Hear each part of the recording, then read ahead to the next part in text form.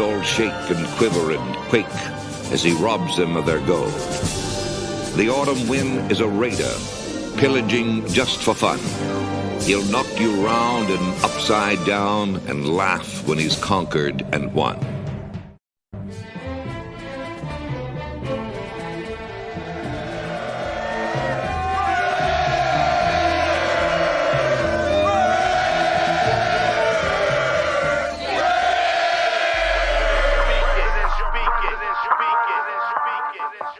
And I approve this message. Oakland Raiders, Oakland Raiders, Oakland Raiders. Just win, baby, win, baby, win, baby. We are the Oakland Raiders, Oakland Raiders, Oakland Raiders. Just win, baby, win, baby, win, baby. Don't need no invitation. We are that Raider Nation. We rock that black and silver. We make them shake and shiver. We make them reconsider. And we still committed. So if you want a piece of this, you can come and get it. Touchdown, touchdown. Let's throw a bomb on first down. Let's throw a bomb on every down. First we score, then we clown. Having fun, look around. Nobody loud as a Raider crowd. Nobody proud as a Raider crowd. NFL, how you like me now?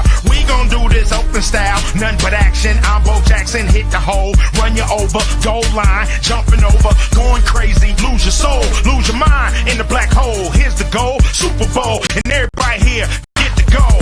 Don't need no invitation. We are that Raider Nation. We rock that black and silver. We make them shake and shiver. We make them reconsider. And we still committed. So if you want a piece of this, you can come and get it. Oakland Raiders. Raiders!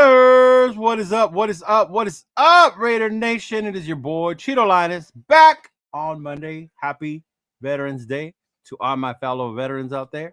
I got my boy Chona with me in the house. Yes, sir. Yes, sir. How we doing? How we doing? Happy Veterans Day, dog. Happy Veterans Day. Hey. Appreciate it, dog. And we got two guests today. We got our boy Jay Raider and our boy Jeff England Raider. What's up, y'all? What's up? How we doing? Happy Veterans Day to all the veterans. Happy Veterans Day to you, Cheeto.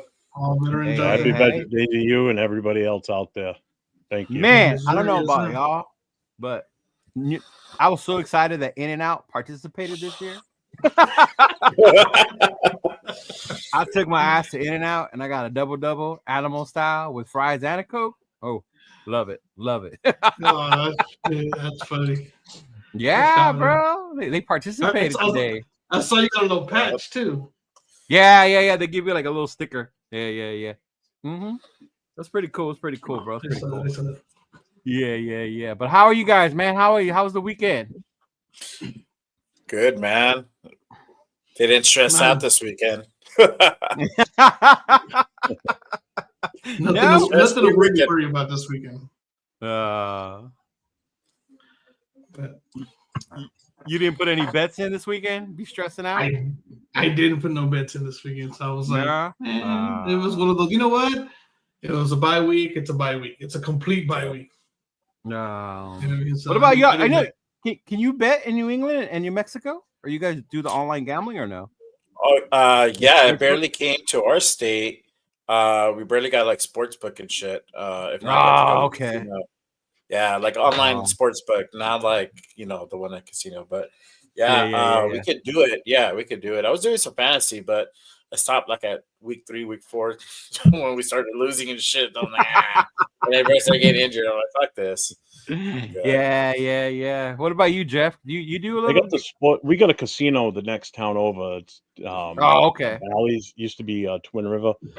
You could do the sports betting there, but as far as like DraftKings apps and so, I can do like fantasy football on DraftKings for money, but you still can't do the betting that way, unfortunately. At least not yet. Yeah. So hopefully soon though. That's like the opposite of Miami County. Yeah. Mm-hmm. The casino, like DraftKings and stuff like that in Vegas, you can't use. You can't do DraftKings in Vegas. No, it has to be the stuff like that has to be part of the casinos that are out here. I mean, I guess that makes sense. I mean, that's what the city's known for. I mean, right? And like if you get those, what is it? The other app, the Sleeper app. You know how you can bet on props. Yeah, that's what I use. I use Sleeper to bet on props. Yeah. When you cross into Las Vegas, if you don't place your bets before, you won't be able to do it out in Vegas. Oh, that's right. Because when I went to go visit you, I was gonna do that, and they wouldn't let me. That's right. I remember that. Yeah. Unless It you was use during like a VPN. the baseball playoffs, and I was doing that. Yeah. Yeah. Yeah. Mm-hmm. Unless you got a VPN, then you could use it. But if not, then Yeah, I ain't that savvy tech. We were just talking about that bullshit with OBS and I don't even mess with all that stuff. Bro. It's funny because I have a VPN that I need to use when I'm at work because our work restricts us for using certain things. Oh, so I gotta okay. use a VPN so it thinks that I'm outside. Yeah, see, I don't even know how all that shit works, big dog. Yeah, we spent 2 hours. We spent 2 hours today. Me and my buddies in here, LV Raider 10. He's the more tech savvy. I just show up. You just show up. I know that's what I do normally. That's what I normally way do. beyond me. 2 seconds, I'd put my fist through the screen. I couldn't handle it. Yeah, that's why I use StreamYard, but Turf likes to use that OBS and all that stuff. So I let him do it. That's why Friday was so off because it was like what? Dude, that was hilarious. Show? Yeah. that was funny. Shit. Yeah, I couldn't do all that. That's funny. Yeah. But what up to the chat? What up, our boy Sacktown Mike? Salute, brother. Salute. He is a follow veteran as well. So salute to you, my boy. Billy Davis, what's going on, big dog? Billy Davis, one of our main ones right here. Armando Guzman, what's up, brother? Saying Raiders checking in. Las Vegas Raider, there's your boy right there. He's talking one with the Raiders. He said Jeff only knew about In-N-Out. No clue. Well, if you ever make it to Vegas for a game, there's an In-N-Out now right by the stadium. So you can always hit up In-N-Out if you ever make it trust me, I want to try it. Because about that and Whataburger. It's gonna change your life. Right. Yeah, it's good. And then, of course, my boy Robert Benya. What's going on, big dog? What's going on? What up? To that bar he be talking about over here in LA for that. And then, of course, our day one, our boy D Menace. What's going on, big dog? What's up with you? What's up? But yeah, man. Yep. It was cool, you know. It was actually pretty different for me this Sunday because normally I make sure I watch the Raider game. So where I'm going, they have to be showing it, right? Right. This weekend I just went with the fam. So the majority of the fam are Chiefs fans.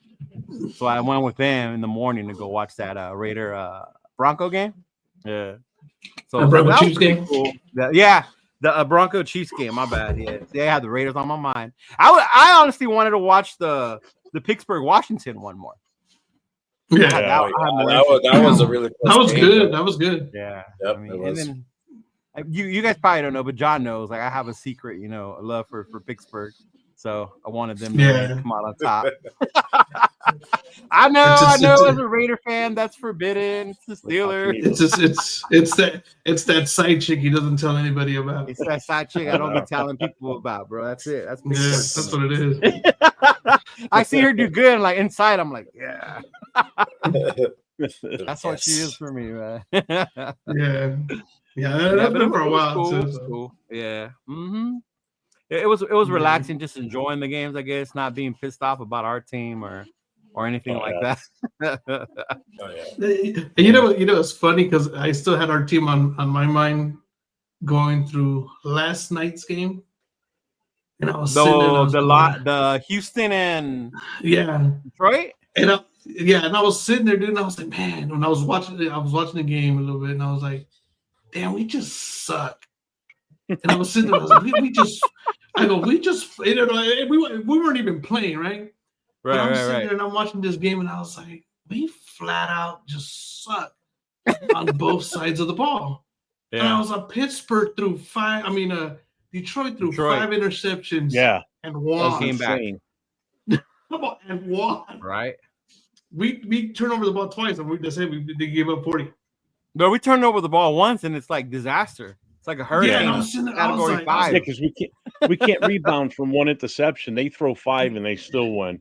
Yeah, and I was sitting there, and I was like, man, as a team in general, just overall, like we're nowhere near competing for anything like that right now. So I was like, we just not. You bring up a good point though, John, because I thought the same watching that, like, because I had heard about Houston having a meeting after losing to the Jets, right? So I heard about our meeting. I'm like, okay, it could be good. I had went on with Gravy and them. We talked about that, about Houston getting their shit together after the meeting. And then you see Detroit come back on their ass. And then in my mind, and I get Detroit's more talented. They have a better quarterback. They have a better line, running back, defense, But at that point, is it the coaching that makes them do shit like that, come back? Or is it the players not giving up? Or what do you think, Jay? At that point, what does it come down to come back like that? I mean, it's both. It's both. We got to get the rah-rah, but it also takes them, digging deep and playing hard. Yeah. So it's a combination of both. You can't just stick it on the players, and it just can't be just coaching because they ain't out there in the field. They're calling the plays, but they're pushing their guys to keep it going, dig deep, and pull out the win. Yeah. Yeah. What do you think, Jay? Yeah, I mean, plus you got to look at another thing too with Detroit. Their defense took a wicked hit when they lost Hutchinson. Oh, Yeah. big time. Yeah, too. That's on top of that. Yep, for that defense to still play like that and control Houston last night or yesterday, that's big too. I mean, that's just that mentality of next man up, fill in and do what you got to do. But I think a lot of it's just the motivation that Campbell has as the coach. He's a different breed. He's an old school. He's like AP in a way. He's an old school style player and coach. I think that brings a whole different atmosphere to that team for sure.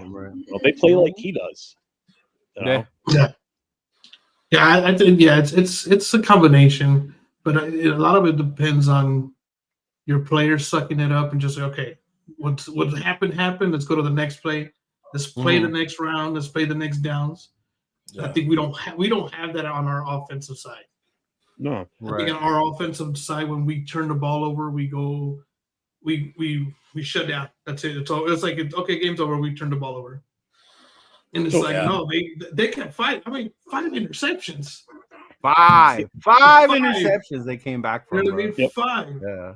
And he still drove them down at the end to get the winning field goal. Yeah, winning field goal. Yeah. You know what I mean? I was like, you gotta be kidding me! Like, if we turn the ball over once and we can't do that. No.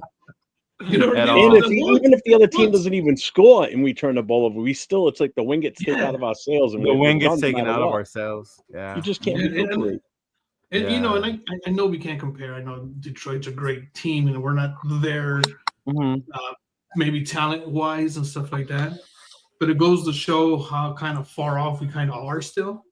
Yeah, for sure, though. Yeah, because we had all these expectations coming into the season, like, we were top this, top that, and I was like, we're nowhere near that because they're backed up against the wall, and it was that fight or flight, and they fought.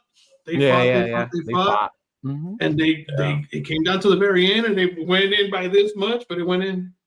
You know what I mean? Because that field goal was this far from going missing. Yeah. Mm-hmm. So if you look at Detroit when Hutchinson went out, right, and then you look at our team, if we lost Max in that same aspect, because obviously Hutchins is like their Max Crosby, so we lose Max. We don't have. First of all, the fans would be screaming and crying. But in Detroit, they probably were when it first happened. But then when Detroit came back and played again and saw that they were okay and they're still going to be good, the fans feel good. We don't have that. Like if Max went down, our defense for the season is done. We don't have anybody that could even come close to stepping up to take over his production. What game was that? The Cleveland game was the one he missed, right, John? Yeah. Yeah. Him and Devontae were out for that one. But at that one, I would say Wilkins stepped up on that game. Yeah. He did. Oh, God, yeah. Because that's when he got hurt in that game, right? And then he got hurt, I think, the following week. That's the game. They also put Jones didn't play that first quarter because we were sitting on the side. Yeah. Who's 30-something or who's 40-something? Yeah. We were tripping out because we didn't know who they were. There was no Jack Jones. Obviously, there wasn't Max wasn't on the field. But we were tripping out because we were like, and they started off all right, but. And I think that's what drives me crazy about this team, bro, is you see times when they can play good even without Max, and then there's times where we're just complete garbage. Like the Carolina game was just garbage, That was disgusting. That was just disgusting, man. And then we play Baltimore like we did. That's what gets me. Yeah. That's me, you know. Yeah. We lose. I would even say we hung tough against Kansas City because I honestly thought Kansas City was going to come in there and whoop our ass. That was a close game. That was a winnable game. Hell yeah. Yeah. That was very winnable. It was way more winnable than I thought. As we were watching it, I was just waiting for that moment for the turnover and then shit to just go south. You know, I was just waiting for that moment the whole game. Yeah. I thought we were going to get blown out in that game. I honestly did. When I told my nephew, because we saw it with the family here at the house, I was like, hey, little man, like, get prepared. We're about to get our ass whooped. Yeah. Like, remember Christmas, how happy we were? It's not going to happen again. and that's what I don't get. You go against someone like Carolina, you play the way you play. The week before, you went toe-to-toe against Baltimore. Who's one of the best fucking teams in the league right now? Yeah. One of the best offensive teams. Teams in the league. They're putting up points, and I'm sitting there like, they just smashed 2 weeks ago.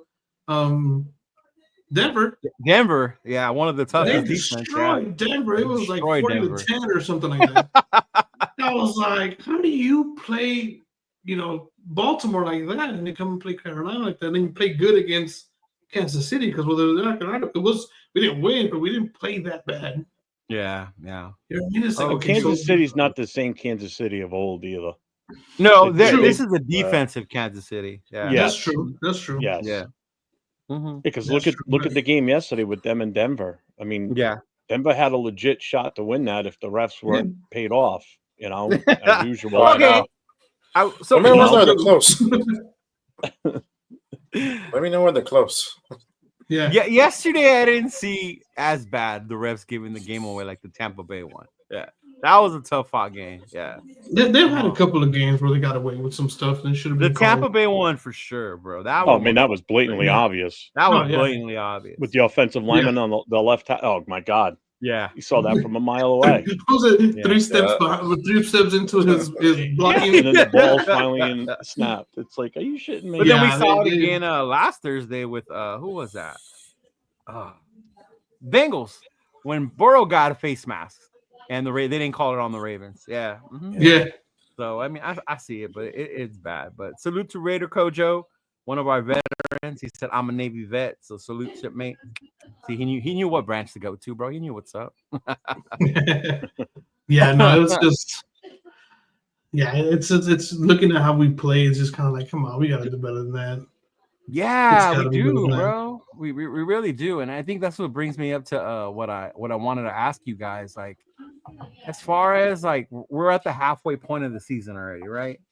Yeah. Last season was AP's intern coach year, so it counts, but then he kind of didn't. This would be his first full year. So going into it, a lot of us had different expectations, right?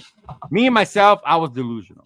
I thought we would get by even with our shitty quarterback room, right? I thought they would do enough. Our running game would be somewhat present. It's not even there. That's just non-existent now, Yeah. But looking at the halfway point, like, what would you say is probably our biggest weakness right now as far as a team? You can go first. Whoever, Jeff. Go ahead, Jeff. Definitely. I think God, where do you start? There's so many blaring holes. The run game's huge. Not having a legit running game, but your run game's only as good as your front line. Right. The front line looked better last week with JPJ in his center, which we talked about Friday night. It starts with him. He's your muscle up front that you need to work from. Now that you got him in place, the other pieces need to fit around him the right way. So I personally think it's the running game, because without a running game, the quarterback ain't worth shit. I don't care who it is back there, because if they can't, if a defense can't respect your running game, and they know you can't run the ball, they know that they're just going to crash the line and try and break up the pocket. Oh yeah, the quarterback's worthless. Right. The quarterback's not getting time to let the plays develop with your receivers and tight ends running downfield. So without that running back, that's huge. And our running backs room right now is pretty shitty. It really is. You know, but could it be better with the guys we have? Yeah, if people gets their ass together, and we'll see what happens this weekend. You know what happened because they just went back to practice today, right? Right. Yeah. So everything we're going to do for the rest of the season will start to be implemented today going forward. So this weekend here, this game against Miami will be a big telltale sign for how the rest of the season is going to go. That's my opinion. I think this game here is probably the most important game of the season for us right now because you just made all these changes. If something doesn't happen this weekend, then it's a wash. Okay. What about you, Jay? I mean, I'm kind of going to go with Jeff on this one, but obviously it's the offensive line. You know, you can't establish a run game without an offensive line. If we're not winning the battle of the trenches, it's hard to do anything. And like Jeff was saying, like, you see these quarterbacks running for their life, and I saw Ritter was in the last game. He was just like he was trying to get the timing down, you know, because he thought he had more time. I think he thought he had like a second or two more, and you just see him scrambling. He's like, "Oh shit, I gotta fucking run! I'm gonna get sacked."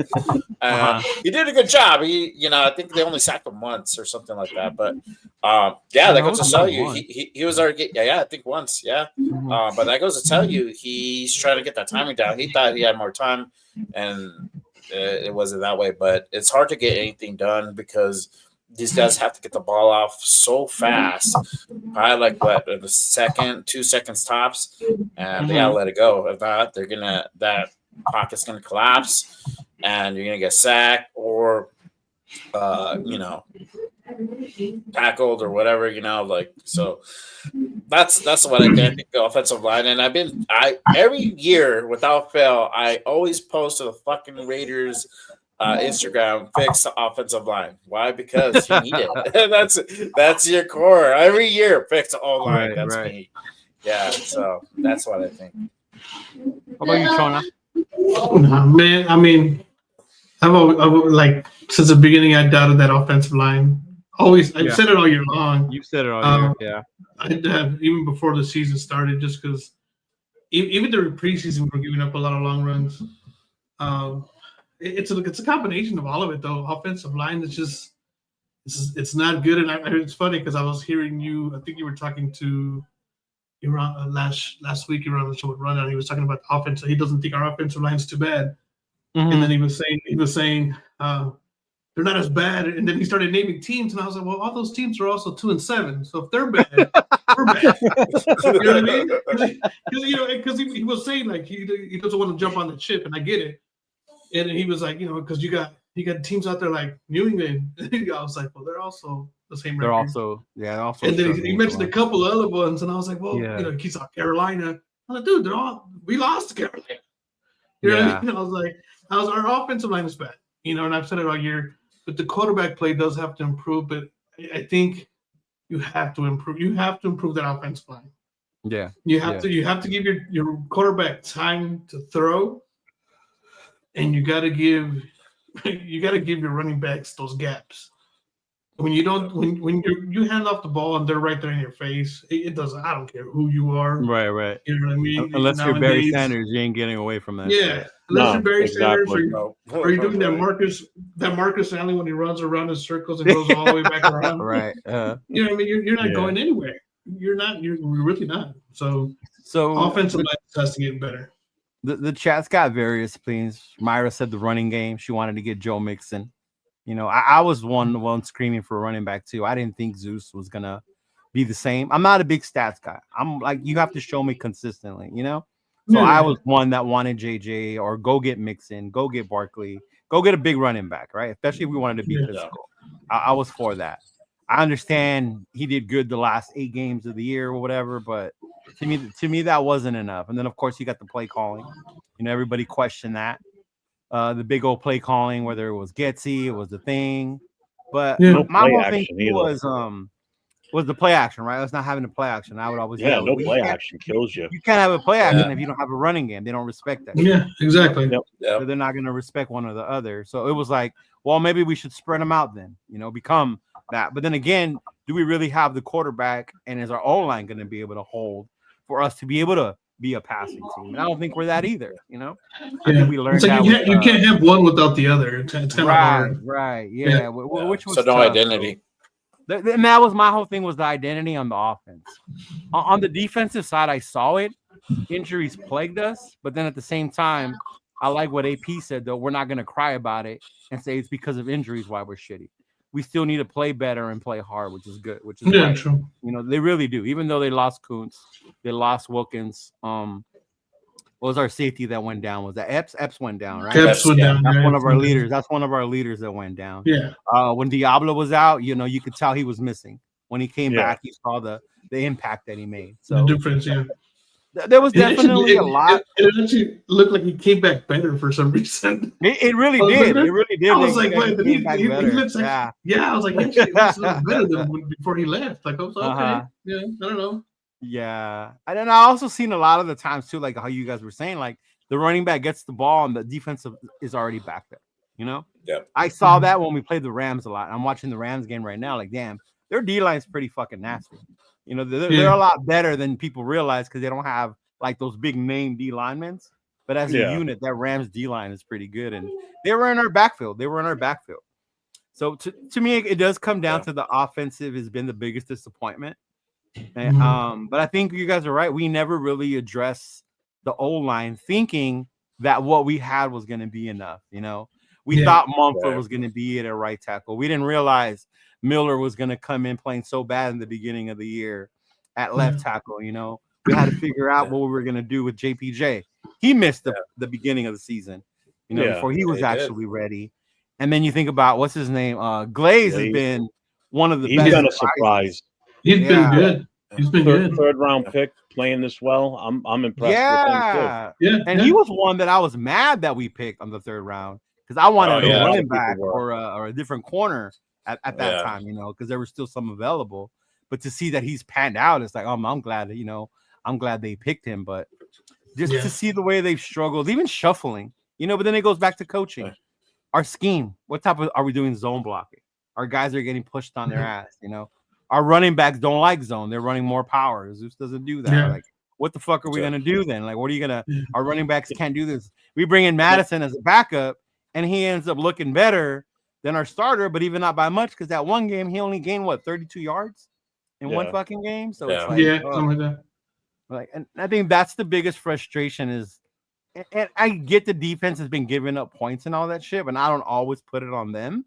But you really can't do much when you're constantly on the fucking field. The offense that's why I said this weekend coming against Miami means everything right now. You know, to see how much they changed. You know, do we switch to a power scheme on the for blocking, which we should, especially if you're going to have JPJ is in there as your center. Go to power. Use his God-given talent. Kid's a beast. Center now. Yep. You know, so that brings up the other part with the coaching. So now we're moving forward with the coaching. We got rid of Getsy, right? We got rid of our O-line coach. We got rid of the QB coach. So now you got Philbin taking over. You got Scott Turner and his dad calling the plays, right? So now we made the switch because of injuries. So if James is healthy, do they go back to James or do they leave JPJ? I would say leave JPJ. I'm not a fan of James. Yep. I think they're keeping him. I thought he was their starter now. Yeah, I thought they had pegged him as the starter for the rest of the way. I think you build around JPJ and Glaze. I haven't seen AP talk about it yet because you know how when he talks about an injured player, we'll see when he gets back. Yeah. But I mean, I know at the beginning of the season they said that James wasn't losing his job, but when he's playing like crap, then James was going to still be on. Yeah, James was still going to be the center. You didn't waste a second round pick on a kid that's a pure center to have him play guard. Yeah, you drafted him for a reason. He was healthy. It was time to put him in, and it made a big difference. I thought. Yeah, I thought so too. I thought it made a big difference seeing him at center. Yeah. Yeah, I like the combination of JBJ and then Glaze out there too. Yeah, you think so? Those two young guys out there. I think that's a great combination to kind of build from. You can build from that, you know what I mean? Because they're young, they're hungry. You know, I think you add some other guys who are young and hungry. You could have a great offensive line out there. Yeah. Oh yeah. So you were to more guys. If you were to grade, I guess, our offense, our defense, That's kidding. It was incomplete, unsatisfactory. Or an incomplete for sure. Yeah. I'm gonna get a W. I'm gonna withdraw. I'm gonna withdraw from this fucking offense. Yeah. But on the defense, I would say I've seen bright spots. You know, you see Spillane still playing hard. You know, great tackler. You've seen the emergence of insane. You see the emergence of Isaiah Palomau. Palomau's been playing. Yeah, he looks really good. He looks really good. So, Jacorian Bennett is another one that's come in this league. Yep. You know, Jacorian Bennett's another one that's come up. Yeah. Seriously. I thought the one that's disappointing a little bit, and I don't care if I get shit for it because I like him and he's from LA or whatever, but is Jack Jones. I legit thought he was going to be our number one corner or one of the top corners in the league, and he hasn't been that. Yeah. Not this year, no. Yeah. I think he fell off a little bit. Yeah, he fell off, and then he has the habit of taking a playoff here and there, and I think us as fans want those die-hard balls out all the time type of guy. Mm-hmm. I mean, he's a hitter. He's a hitter. I mean, he's a great solid reader. Hitter. Yeah. The guy has 3 pick sixes with the span of less than a year. Oh yeah. So it's not like he can't. He's great reading the defense. He's great and all that. It's just he kind of reminded me of Deion Sanders a couple of times when the running back came his way. He kind of just Deion would be one to tell you he's not one to go after the running back. What did he say? Ever since Bo stepped Darnold in college, he was like, nope. Yeah. The other thing with Jack Jones too is he's a hothead too. So at some point he's going to get you a stupid penalty, which that's the last thing you need. Thank God he doesn't do it every freaking game, but it's a matter of time before he does something dumb. Right. But the kid just wants, he's a missile out there. He just wants to drill somebody. And then he takes the play off. Then he goes easy the next play. And I think he's also suffering from the lack of pass rush that we thought we were going to get. When Max and Kuntz were there at the end last season, we had more of a consistent pass rush. Yeah. So I always say, as a corner, your best friend is a nasty pass rush. If they can get to the quarterback, it makes your life a lot easier. Yeah, and we haven't been consistent when it comes to that part. Yeah. No. Yeah, that's we haven't had anybody that can play opposite of Max. We thought we were getting that with Chandler Jones, but Chandler Jones ended up turned into a mental case. And then he just vanished. I mean, so you still haven't found that piece of the puzzle to play opposite. Tyree Wilson, he's not there yet. He's not nowhere near his project. No, I think we're really missing Kuntz because Kuntz was big in that Kansas City win last year. Yeah, he was big. Kuntz was a big factor, and when you have that rush like that, like you said, it allows Jack to go ahead and get that. Like when he got the pick six, he was able against Mahomes because you had Kuntz and all those guys back there right away. Even at the beginning, you're talking about he fumbled the ball. We won that game because of our defense, not because of our offense. Yeah, Nate Hobbs is another one. Back. Yeah, Las Vegas Raiders. So that was really big. When you get that pass rush, and I think we're lacking that. I think that's the one thing we're lacking this year a little bit. Well, I bring up the players because I know there's a lot going on with the tanking. Right, we're tanking, and then there's people like, no, we can't tank. There's 21 players on this team that are free agents, so they're playing for their fucking job, right? My point is, bro, they should have been playing for their fucking job at the beginning of the season. We're 2-7.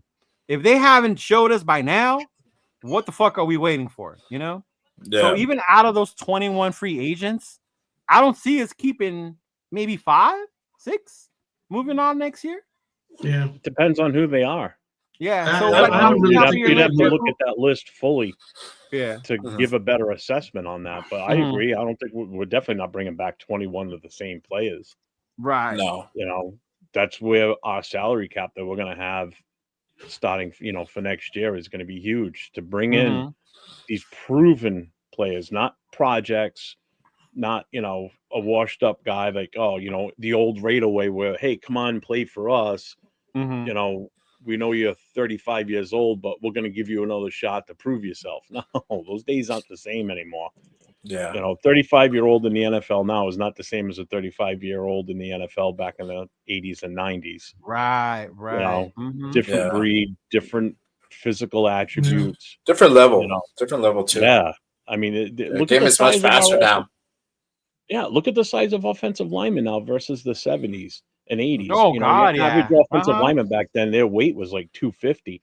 Offensive linemen now are like pushing 300 plus across the board from left tackle to right tackle. So it totally different. The bodies take more of a beating now because they're bigger. Right. The hits are more vicious. Unless you're playing on the Chiefs and you get away with everything. I think a lot of the big names are free agency are defensive players, so that's going to be interesting. They are. I know one. I know Coons is one. Diablo is another, right? And Spillane. Spillane is another. Yeah. I believe Epps is another. Okay, see, I didn't know about Epps, but it's a lot of defensive guys that are going up for free agency. So that's going to be an interesting. I mean, I know there's a couple of offensive guys too, but the I don't think Spillane wants to leave. I don't see him leaving. No, and not the fact that we won't re-sign him. I don't think he wants to leave is the thing. No, I think he likes what he's built here with AP. On that defense and Graham. Yeah. Mm-hmm. Well, and he's got a right-hand man with Max Crosby here too, so he's got somebody that's on his side with that same mentality as him. I don't think he wants to go anywhere. And the fans love him too. That's Hobbs is another one. Hobbs is another. Obviously, Hobbs. I don't know with that front seven. If you get it back, you get a healthy Wilkins back. What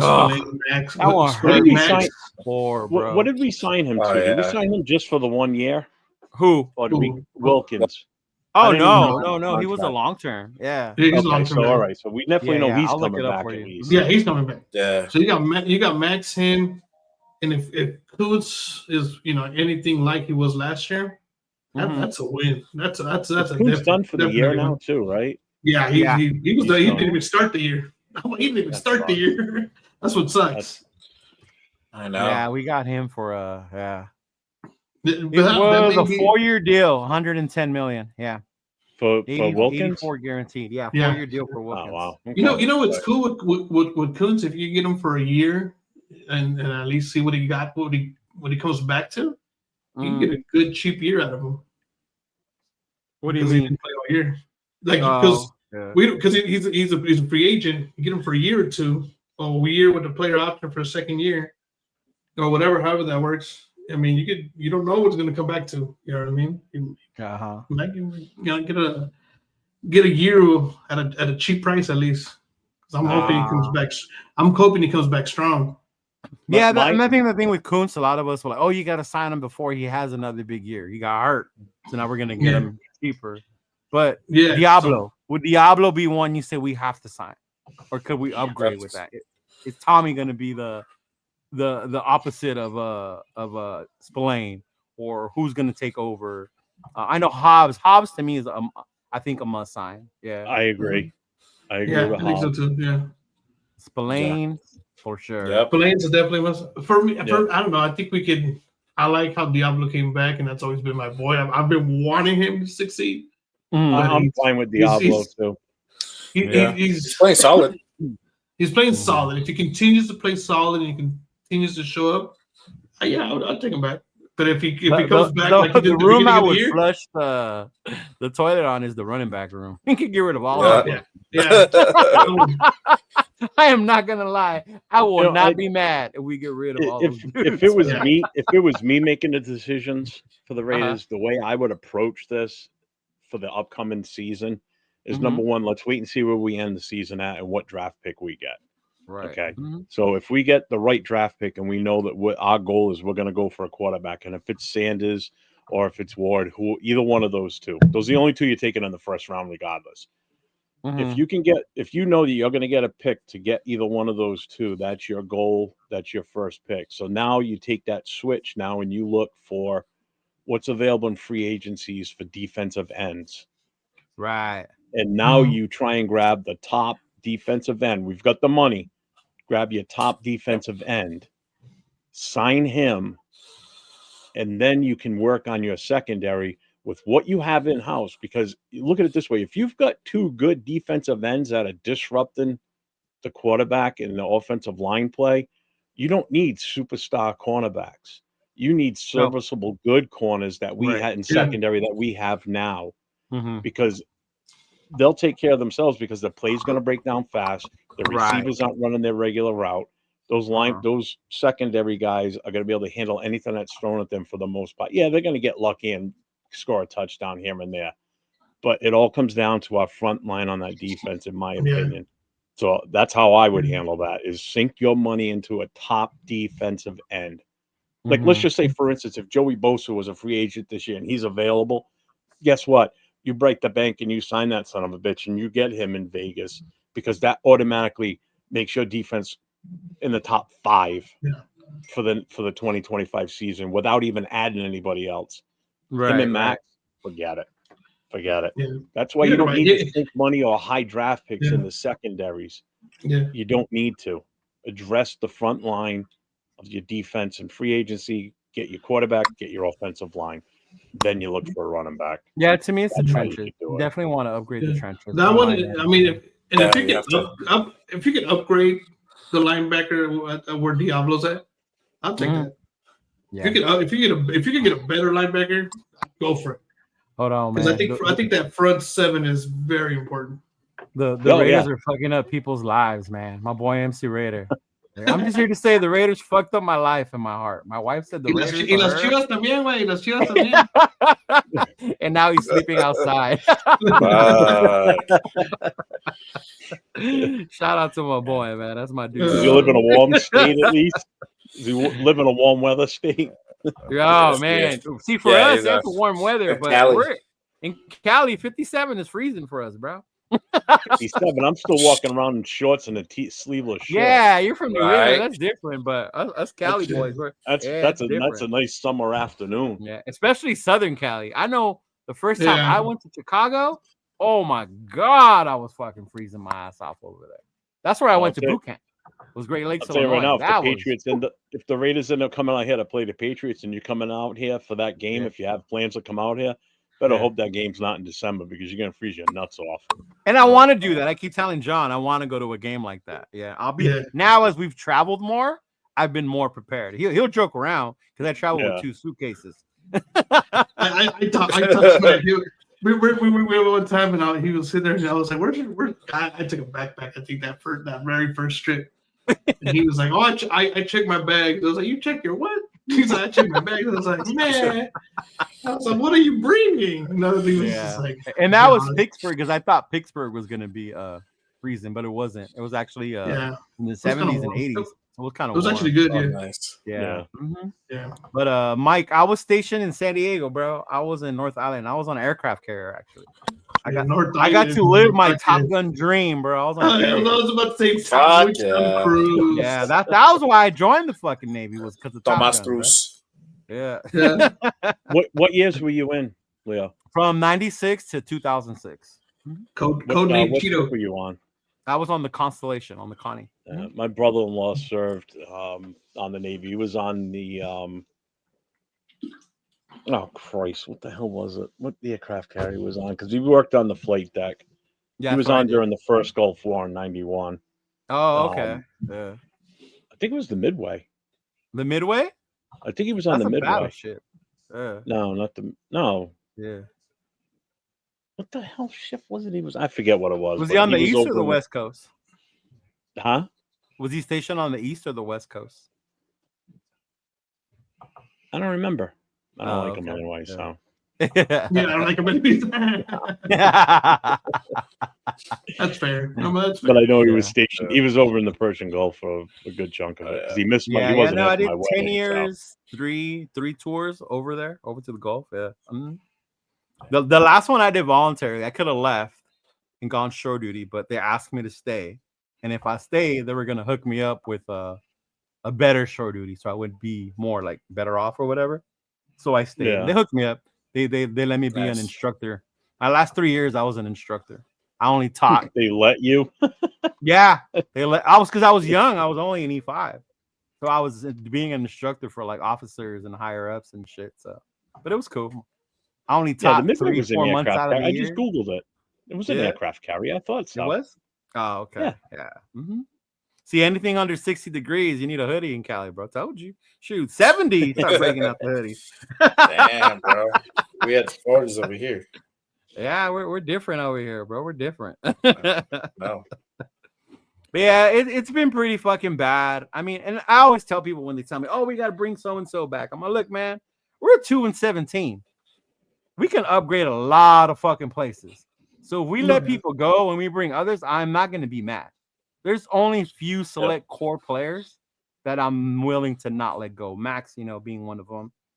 Spillane, another one. Hobbs, maybe. On the offense, Bowers, Jacoby Myers. We talked about it, Jay, about the tread line, because we were about to talk about Jacoby Myers, because he's our only fucking receiver that's not under 5'10", 5'9". I know. So, shit. So there's very few. Yeah. But one thing I am looking forward to, and I'm wondering how you guys feel, is how's this thing going to look and who's going to be the quarterback? Oh, don't get me started on that. Go ahead, Jay. You can start, bro. Shit. Jay, you can be the first one. All right. I'm going to start this motherfucker up. All right. So, this is my thoughts. Okay. And I'm in the middle, but looking at it from the outside in, it's going to be Shedeur. And I'm going to tell you why.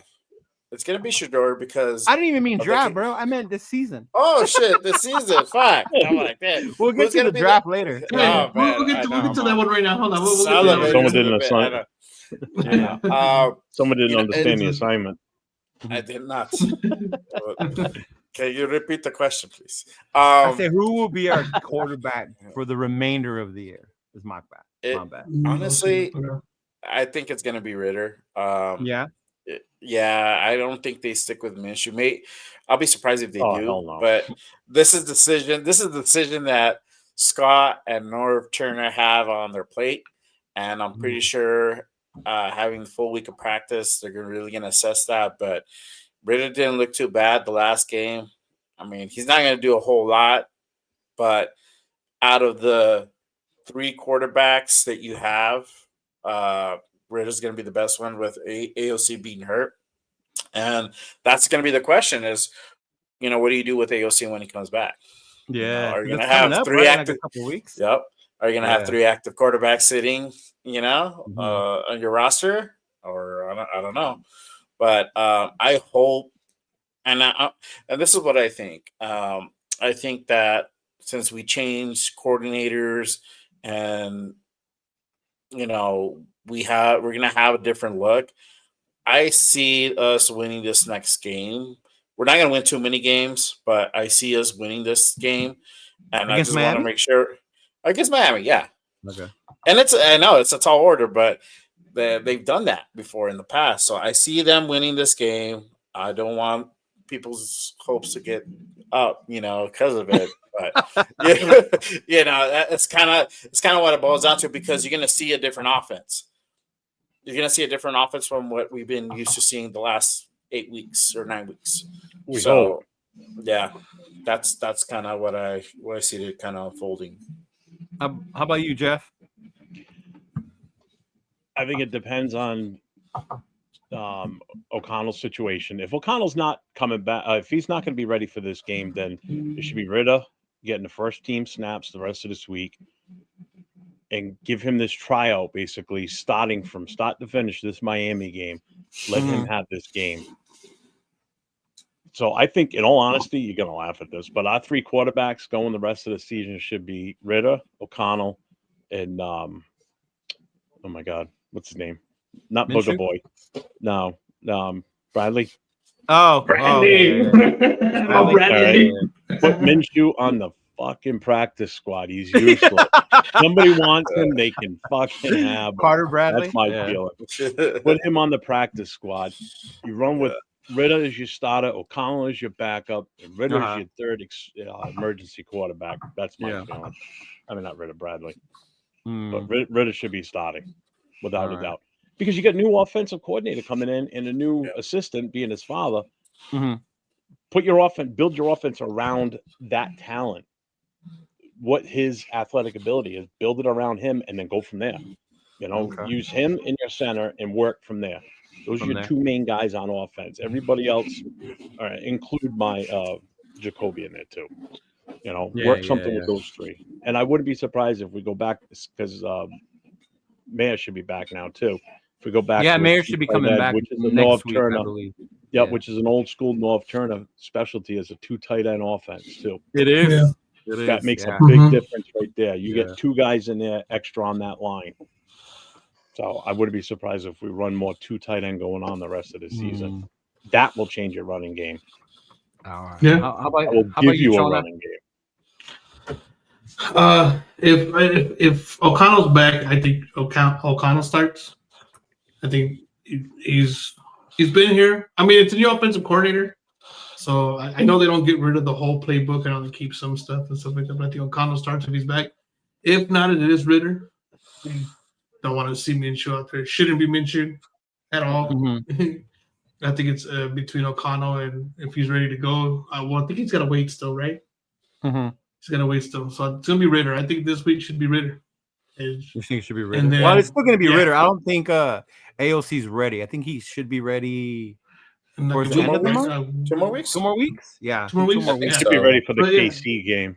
Yeah, it's got to be ready. Yeah, I think he'll be ready by Black Friday. Yeah. Okay. Yeah, it's got to be ready. Black Friday. Hey, what up, Queen? What up, Queen Raider? How's it going? Ritter, and at this point, Carter Bradley, if Ritter goes out and throws 5 interceptions, you know what I mean? At this point, give Bradley a shot at least. I mean, just try to do something different, I guess. Yeah. You know what I mean? If he goes out, he's just turning the ball over. Just play the roulette and see who could get something going for you. Spin the wheel. And I know it's funny because you guys brought it up, and I know you're like, oh, it's going to be a new offense, a better offense. Like in my mind, like how much different is it going to really be though? Because you really can't install a whole new offense in the middle of the season. No, that's what I'm saying. Is that going to be much different? Why can't you? Yeah. Why do you say you can't? I think you can. You think you can? Yeah. I think it's going to be something still similar. Just because you're talking about. I mean. If it's completely something new, it's going to be a short book for right now. It's going to be short. It's going to be limited if it is completely changed. So, but I mean, whichever way you go, it's you just got to give that quarterback. Your offensive line better be teaching something different. Yeah. You know what I mean? This is a play call. It's going to be different. Yeah, play call is going to be different. I'll tell you right now, if they come out and say that Minshew's the starter. Starting this weekend, I'm gonna throw up. I'm seriously, yeah. If they say that, you're gonna lose attention fast. Yeah, people are gonna. You think people are pissed now? Wait until that comes out. Yeah. If AP announces that, oh my God, release the hounds. People are gonna go crazy. YouTube's gonna blow up, dude. People are gonna be crying, screaming. Do you think AOC still has somewhat of a shot to prove that he's the quarterback for this team if he does come in? Oh God, yeah. I mean, he's invested too much time. Yeah. I mean, he wants to be there. I mean, he doesn't show signs that he doesn't want to be there. Right. He's not pouting. He's not pulling. Even when he was benched at whatever point. I think I think he's good to go. I'm not worried about him at all. I think so too. Yeah. So say he does come in and I don't know, he looks good. So you're like, okay, there's something there, right? Do we still call Dion or draft Cam, or do we go with AOC and build around the trenches in the draft at that point? The way I said it, if you can move up to get the guys, then you move up to get the guys. I wouldn't one of those two because those are the top two. Right? Yeah. One of those two. I wouldn't give up anything else for anybody else. I know we need a quarterback. We need one bad, but I don't want to settle for one either. Right. If you're going to go out and get a quarterback, then give up what you got to give up to get one of the top quarterbacks that's coming out. Right. Don't sit there and just sit there. Between those two, give up what you're going to give up to get one of the top guys coming out. Don't give up. You brought out the top, right? You brought out the top. Everyone knows Shador and Cam 1 and 2, right? Yeah. Oh God, yeah. After that, it's up for debate who you think, right? Before this weekend, I don't think there's any other first rounder. I don't think there's that's what I was getting at. at. So before this weekend, a lot of people were saying Beck, right? Then Beck lost to Dart. So now it's Jackson Dart. And then you got Dylan Gabriel out there, the kid from Oregon. He's out there balling, you know? Some people like the kid from Alabama. I don't like him. I don't like Miller. I don't like the kid from him at all. Alabama. I don't even like the kid from Oregon. Yeah. I really don't. Is he too short? He's a little on the short side. You know, it's a little on the short side. What do you got against the short guys, dog? Damn. I need a quarterback I need a quarterback that can look over my offensive lineman a little bit. Mm-hmm. You know what I mean? So. And that you know, especially when you don't have the offensive line to block for you. Yeah. You know, I think Ward dropped a little bit too after his loss this week. He couldn't bring them back to win. Right. John brought this up last week about Miami. I did say it last week. And I said, yes, I get why you say that because we're Notre Dame fans. So to us, Miami's garbage. No, but they're overrated. Or to us, they're overrated. You know, not garbage. They're overrated. They don't play anybody and all that. I was like, what I said is that this year they hadn't played anybody. Right. And I was like, because we have, I think Notre Dame doesn't have a quarterback. We don't have a quarterback. We have a quarterback that can run the ball. We have the reincarnation of Tim Tebow. He sucks at throwing. What's good on our with the Notre Dame is their defense. But we have two common opponents. And our defense and our run game. Yeah, on those two common opponents, we put up more points and let them put up less points. Mm-hmm. That's without a quarterback. You know what I mean? Right. So I was like, okay, so it's I don't know. I was just kind of looking at it. I was like, I don't think he's really played anybody until he really, really plays. I watched the Miami game. He wasn't the reason they lost. He wasn't. Right? But at the end, he was the reason because he fucking should have just threw the ball away at that point. Yeah. It was second down. There was still a lot of time. He didn't have to try to make a play at that point. He could have threw it away and try to bring them back like they had all year. Like that part I get. Yeah. Mm-hmm. Yeah. So you got to look at this way too. When you're losing, it's on your quarterback. Yeah, you know, it's always going to be on the quarterback, right? You can't say it's the defense. I mean, because the defense isn't going to score unless it's a pick six or a fumble. Right. You know, so it definitely falls on your quarterback. So so I look at it as, you know, he's the reason they couldn't pull it off because he couldn't move them the right way down the field. Right. Mm-hmm. You know, that's how I look. And at that's what I mean. I don't mean he dropped down to fifth. Ranks in quarterback. I think he just took a little bit. It spread out a little bit between him and Shedeur. Well, they were pretty close. Yeah. I think after this weekend, there's a little more distance between the two. Oh, yeah. And now a lot of people have shot up Jackson Dart. They're putting Jackson Dart up there. I'm hearing that name a lot now, too. Yeah, I'm hearing that. Yeah. But for me, it was just like, and it comes on that. It wasn't that he's not good. I know that he's good. You know, okay. I know that you could go out and whoop on a team that you're supposed to whoop on. Uh-huh. Okay, but when you face that challenge of having to bring your team back, what do? That's what I was looking at. Because he hasn't really been in that position. In Jackson Dart and Dylan Gabriel. They proved that. Yeah. Yeah. So that's what I was looking at in Ward because he was always comfortable from up front. Mm-hmm. You know what I mean? And then he had a couple of games where he was a little scared, and some teams came back and made it closer than it was at the end. Yeah. But I was like, okay, how do you play? Because that's my problem with Minshew is that Minshew throws an interception and then he's nowhere to be seen the rest of the game. Right. You know what I mean? He goes into his little ball and it's like, okay, no, I don't need that. I need you. Okay, I threw an interception. Let's move on from that. Let's go to the next play. What's the next series going to look like? Right. Forget about the interception. And that's the difference in when you have quarterbacks like a Matt Stafford who throws 5, he can still lead you down the field to score, even if it's a field goal. Can we throw the interception? Okay, it happens. I get it. Get past it. Let's move on. What's the next series? Let's go. And not fall into that whole thing where I don't know if like golf yesterday after 5. Yeah. It was kind of like when Minshew, I feel like he just kind of you're sacked. You hold on a little too long because now you're scared. Now you're questioning making that throw. That's what it looks like, at least. Yeah. You know, he's not just, so you got to move. But I mean, regardless of who we bring on as a quarterback, who we draft, right? Whether it's Cam, whether it's Sanders, I think it's Sanders, whether it's Dart, whoever, right? I think one thing, if you watch what's so important is the coaching staff and the line you put them behind. Because if you look at Chicago, and you look at Jaden, and you look at the other ones that are being more successful, he might get benched, you know. Yeah, you look at Caleb is struggling, and I don't put it all on Caleb, but he's in a shitty ass situation. Yeah, he is. And you can fuck up a quarterback that way. And if we're not careful, you know, front office wise, whether it's who the OC is going to be, whether Turner's going to be here, who they're bringing in, you know, all that shit's going to be in the offseason, you know, for them to decide. But they're going to have to make sure they have the right person, whoever our fucking coach is, and they fucking beef up that O-line. Yeah. Before with any of these dudes. Because no matter who it is, if you can't block for him, that motherfucker's going to die. Yeah. You know, he's going to die back. That's exactly what it is. And that's why I always, when we started the season, I wanted AOC over Minshew. And I talked about it. I like the way AOC throws the ball. He has good ball placement. He's not be the guy who's gonna run around and give you extra time, because he's not.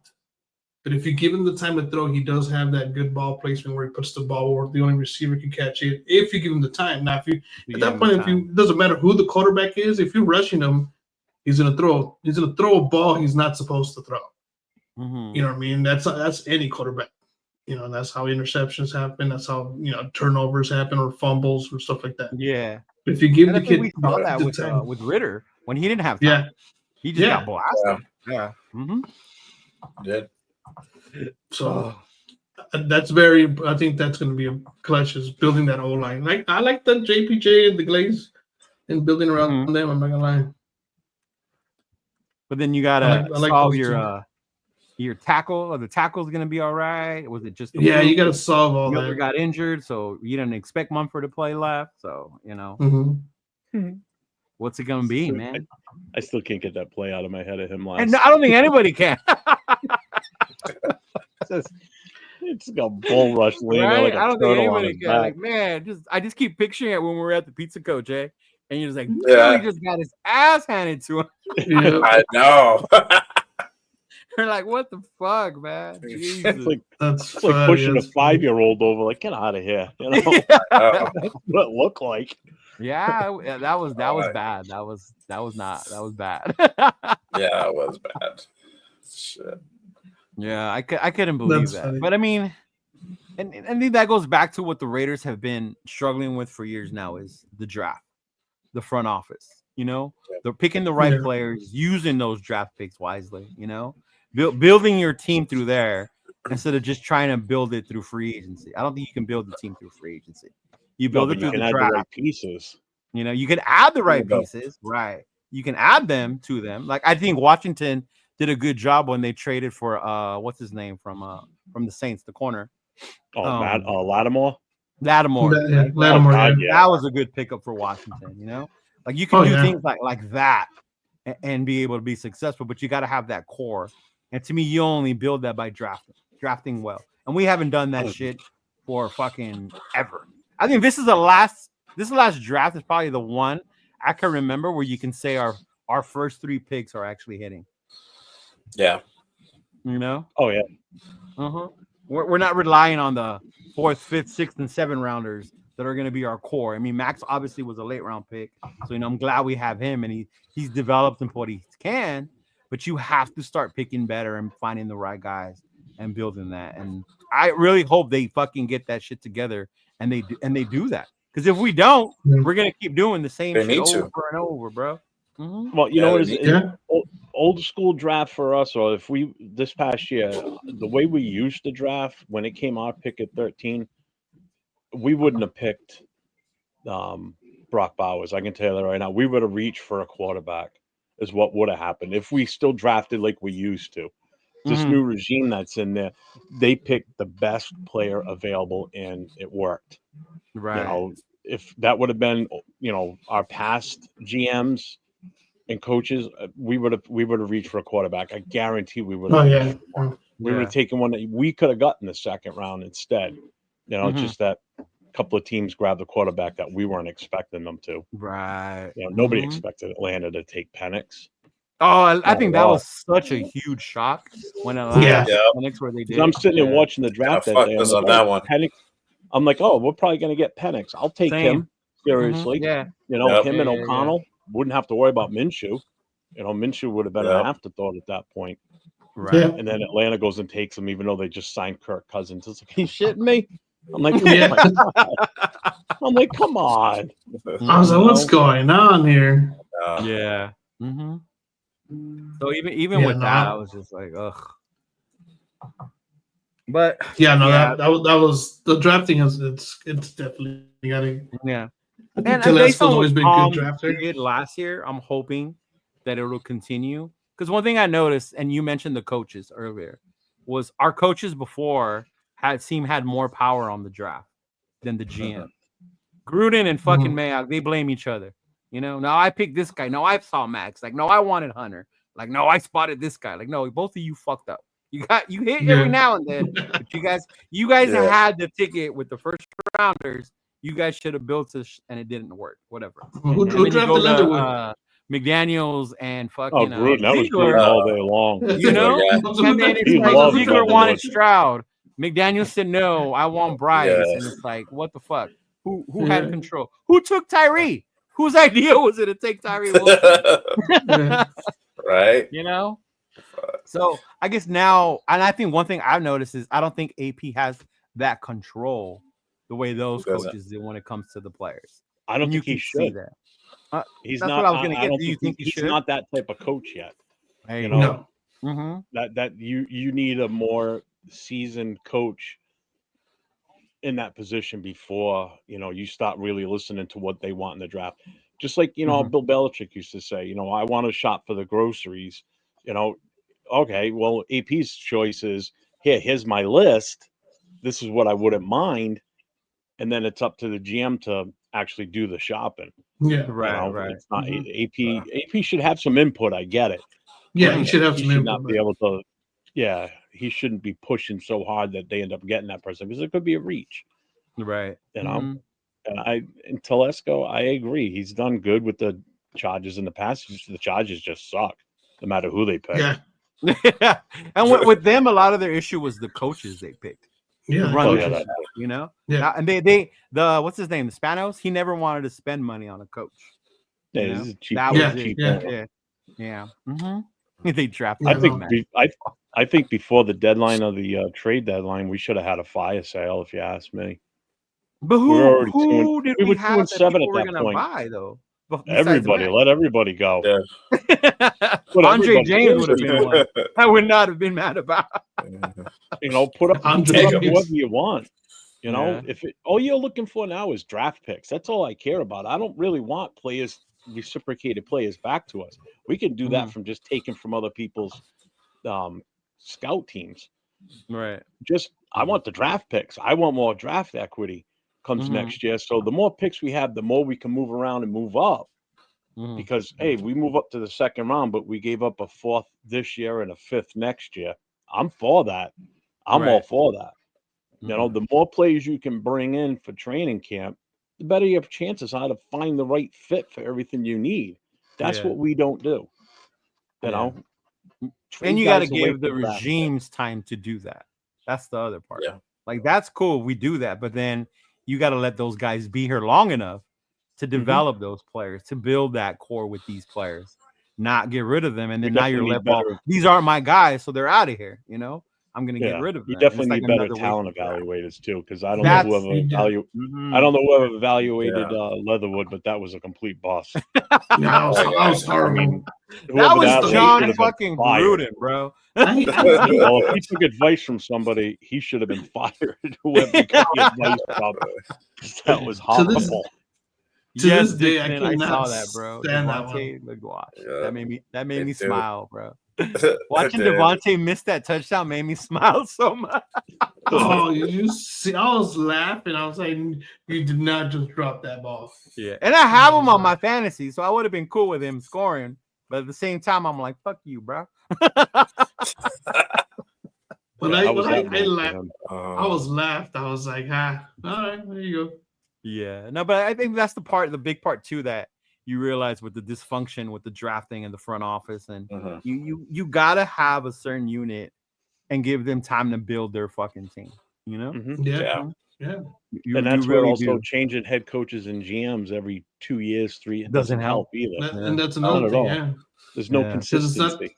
Now you're starting because then you got people coming in getting rid of players that you probably should keep, but they don't fit your style of system. And it's like, not only that, but to get someone to come here. To get someone to come here, you're going to have to pay them more because your organization has developed a reputation of giving up on people. How do I know I'm going to come coach? That's the problem. Who wants to come here? Yeah. Because I remember hearing who was that about Sean Payton when he interviewed, he was going to come here before he went or whatever. And then I think it was Parcells that told him, like, don't do it. Like, that place is so fucked up. Al Davis tries to control everything. It's not going to be in the best interest for you. So then he talked him out of coming over here because of the dysfunction, And that's the kind of shit that happens. And I get it. At that time, I get it. Al was a legend back in the day in his mind, But towards the end, bro, come on. Let's be real. So I can understand why someone would tell you, nah, don't go there. Like, don't go there. They're pretty fucked up organization at this point. Yeah. Because he used to make times are different. Yeah, times are different now. It is, bro. It's a way different league. It's so pass happy. Like, I get mad because I'm a defensive player. Like, this weekend is Baltimore Steelers, and it's not like how it used to be. Like, to me, back in the day, Baltimore Steeler was a slobber knocker, damn near boxing. It was a defensive battle. Yeah. But now, because the NFL is different, and I get it, player safety, even earlier when I saw Tua trying to tackle someone, like, bro, what are you doing? Like, you just had a bunch of concussions. Like, why are you leading with your fucking head? Like, come on. Like, be smarter than that. But, yeah, it's a different league for sure. But you do still see some defensive coming back. Like, I liked the Bronco Chiefs game for that reason. Because to me, it was a defensive battle. Yeah. Peace out, Mike. Take it easy, brother. Yeah. See, Al was throwing money at dudes that didn't even want to play. You remember when he would sign the Super Bowl MVP? Oh, yeah. Yeah, he did it with from the Cowboys. What the hell? Yeah, gave fucking Larry Brown an outrageous fucking contract. Oh my God, bro! And he was horrible. He was horrible because he had that interception against Neil O'Donnell in the Super Bowl, right? Yeah. Like, really, Neil O'Donnell. I mean, come on. It's not like he was Joe Montana out there and you got an interception from him. It was Neil O'Donnell. Right, it was fucking Neil O'Donnell, bro. It was Neil O'Donnell out there. Yeah. Yeah, he always had this weird way of drafting play because he was involved in all those traps too. Yeah. But I know a lot of people complain about Mark not being a football knowledge guy, Maybe he makes more business decisions than he does football decisions for the Raiders. So now with Tom being around, do you guys think Tom will have more of that football owner influence, or is Tom just? Oh yeah, he'll be chirping in Mark's ear saying this is what we need to do. Which I guess I'm okay with it. Still can't stand the fucker. I'd still love to punch him in the face. Yeah, same here. I don't like him, even though he's part of the Raider organization. I still can't stand him. Right. You still can't stand him. Yeah, he was nice. The one thing I hate about living in New England. I've never liked him. I know. He's from Northern California. He went to Michigan and he was in New England. That's all bad, all of it. So I was the only one that was going to be excited about him being our quarterback.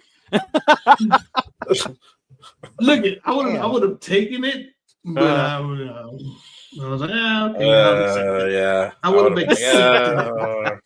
I would have accepted that, but I'll be. But see, I think things will change with Tom there because he's vested now. He's got money on this. He's got money in it, right? Yeah, he does. So I mean, he's not going to want us to suck and start losing money, even though they're really not going to lose money with the Raiders organization. It's a cash cow in Vegas. I mean, look at how much the value of the team is increasing. Oh my God, it went from millions to $1 billion, right? What's its value? $5-6 billion almost, yeah. Yeah. You know what I was thinking about the other day? I was like, can you imagine ticket prices if we were actually good? Oh, and that's the crazy part, John. Because the first year, remember how much they were, and that was before we realized how bad we were. Yeah, like that first Steeler game we went to, like we paid almost $300-400 for those tickets. and we were up top, bro. Yeah. Same. Yeah. And and it was like, dude, I was like, man, this is that much now. And I go, imagine if we actually, start actually winning some games and start being competitive and start making the playoffs. I was like, man, those tickets are gonna be through the roof. Right now they're dropping because the mix is like fuck. It's crazy how much they are right now. They're more than what people would want to pay because they want to pay $50 like the Oakland price, But that ain't never gonna fucking happen in Vegas. Oh no, that's like that ain't never gonna happen. Because they'll get whatever amount they put them up for. They're gonna get the money no matter what. Yeah. Oh yeah. No. Mm-hmm. It doesn't matter. Bought blocks of tickets when they first came out. Oh, the first season there. That's the biggest. That's the biggest thing I hear is that a lot of investors and casinos bought up a lot of those tickets. Mm-hmm. So you got a lot of spots out there that they're not even controlled by fans; they're controlled by investors and casinos and people who use them to props for people that they know or clients and stuff like that. People with the tickets.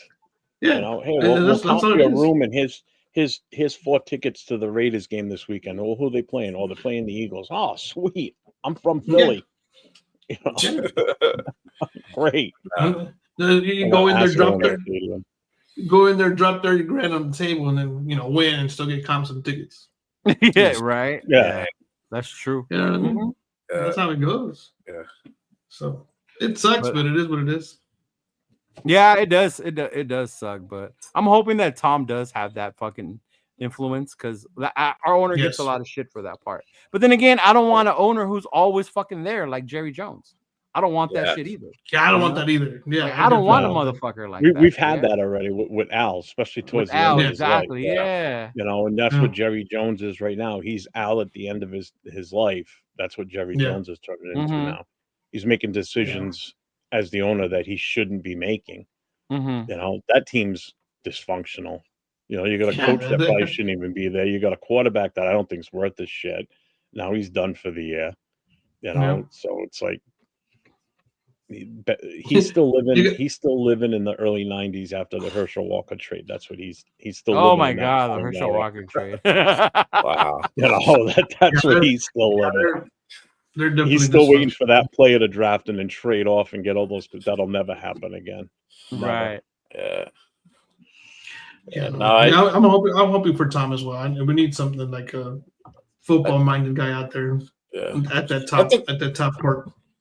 Yeah, I think this is what's going to happen. I mean, we all know that Mark has already said that we're going to draft a quarterback this coming draft. So, and that Tom will be heavily invested in that situation. So, obviously, I think it's going to be more a kind of directional type thing where he tells Telesco, hey, we're going to go after this guy.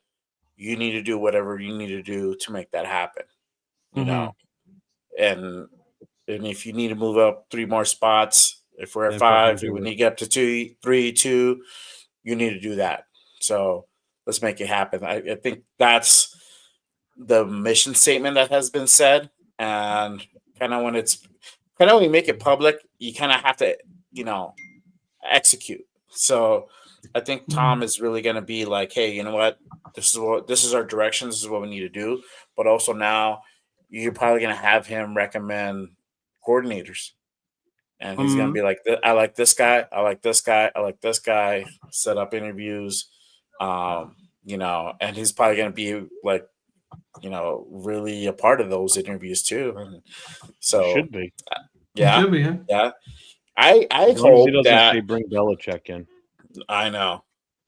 And that's the other thing. That's the other thing too. That's the word on the street that he's been putting little feelers out for good old Bill and see if he's gonna be able to come back. But is that true or is that just because I'll tell you this much, bro. The media likes to make shit up just to fucking talk about it. You know what I mean? They do, but that's why the word on the street. Yeah. Yeah, no, I'd definitely keep Belichick where he's at. Yeah. Mike Grable has also been thrown out there too. Speaking of rumors. Who? Who's that? Mike Grable. Rabel's another one. Yeah. Yeah. Mm-hmm. Yeah. I don't know if you guys heard that too. That I think it's too soon to move on from AP. Not even at the end of this season. Like you got to give the time. You got to give the guy a little bit of time to build. I got the tea. So I heard a rumor, and I'm gonna say it's a rumor, but supposedly this person says they got inside sources. But supposedly the rumor is that Mark is already looking for a replacement for AP, and that he wants to bring in Cliff Kingsbury. Now, I don't know how true is that. You seen that? I don't know how true that is. So Cliff, the offensive coordinator that just got to Washington, that just got Jaden, that left our building because you don't want to give him a 3-year contract. Mm-hmm. He's coming back now as a head coach. Well, yeah, we wouldn't give him a 3-year contract, and he knew we had no shot at getting Jaden. That just wasn't going to happen. Yeah. We couldn't offer enough. That was the problem. It's not like we didn't try. We tried. We tried our asses off, but nobody wanted to move. Can't say as I blame them. No. Yeah, that's true. Yeah. But whereas this year's going to be a little bit different. There's not that many QB needy teams. There's not going to be too many teams in front of us if we keep going the way we're going. True. I don't want to say we tank because I hate it when people say, "Oh, we need to tank." No, shut up. No, you keep playing. But we're doing it on our own regardless because we're just that bad. And that's what I tell people. We're not tanking. We're just that fucking bad. Eh? I really on the show. I said we don't need to do anything. We don't need to do that. Yeah. We're doing it organically. It just comes natural. Yeah. We're just fucking up. Yeah, we really. Yeah, it's definitely like that. So I got a question for you. It's not Raiders related. What's up? Who's watching the fight Friday night? Well, is that the Mike Tyson one? Yeah, Jake Paul, Mike Tyson. God. It's on Netflix. I'm gonna watch it. I'm hoping a little. Obviously, they're gonna be like Michael Vole. But I need someone to shut up the Paul brothers a little bit. I hope Tyson fucking loves him. I really do. It's gonna do it for the old guys like me. Yeah, I still got it. Oh, dude, I just watched a show yesterday of him. I'm like, holy shit. He's in better shape now, it looks like, than he was when he was younger. Oh, yeah. He's still in great shape. He looks like he could hit just as hard as he could when he was 20. I'm like, holy crap. I think he's stronger now, to be honest with you. He looks good. He could be. He could be stronger. I just hope he's, his movement's still kind of. I don't know. I need Paul to get his ass beat. That's what I get for making fun of turf. I had to make a new YouTube stream. It stopped working. This is karma for fucking making fun of turf. Yeah, no, definitely watch the fight on Saturday. Yeah, we're having trouble streaming on YouTube. What the fuck? Yeah, on YouTube? I got that. Yeah. Mm-hmm. I don't know if there's something wrong with YouTube, bro. Because remember I was telling you, I was with Rebel and we're having the same fucking issue. Yeah, it says it's just buffering now at this point. Mm-hmm. Yeah, mine too. Orale. But yours is still on, so that's good. Yeah. Damn, man. This is some bullshit. Yep. Fucking YouTube, eh? Why they fucking shit up? Mm-hmm. we was on YouTube. A good that's one. YouTube for you. Hey, for real though. Mm-hmm. Let's see. Yeah, see? Yeah. I tried. You know what? I would watch that fight just because it's Mike. But then at the same time, it's like, oh man, like.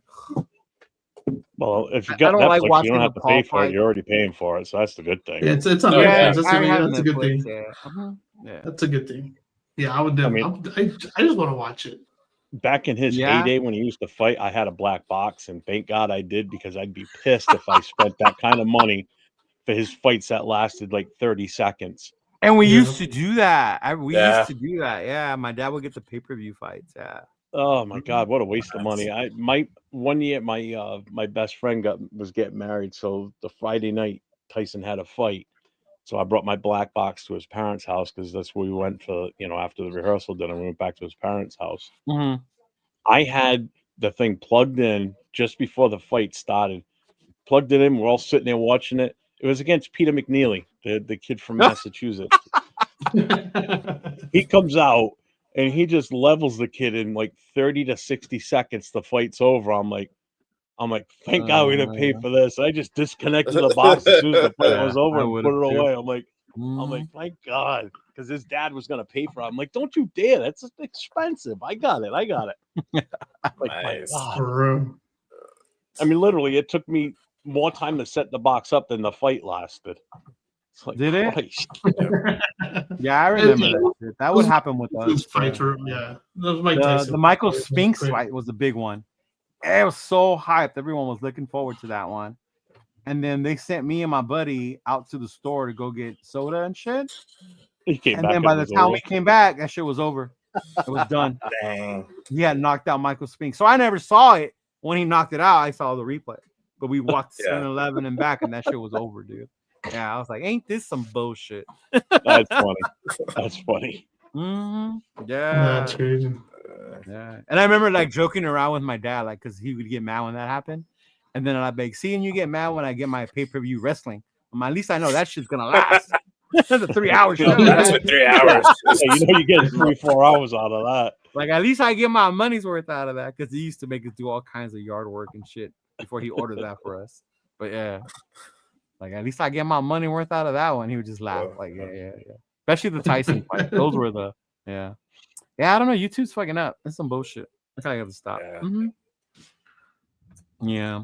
Fuck, I was going to do a giveaway too, but it's just not working. Maybe I can do it tomorrow with when I'm on with Rundown. Yeah. Yeah. But that's why. I don't know what's up. Yeah. But how have you guys been doing as far as being able to do lives and stuff? I mean, I did a live on Saturday and it was fine. Yeah. And I have no issues, but I'm not on StreamYard.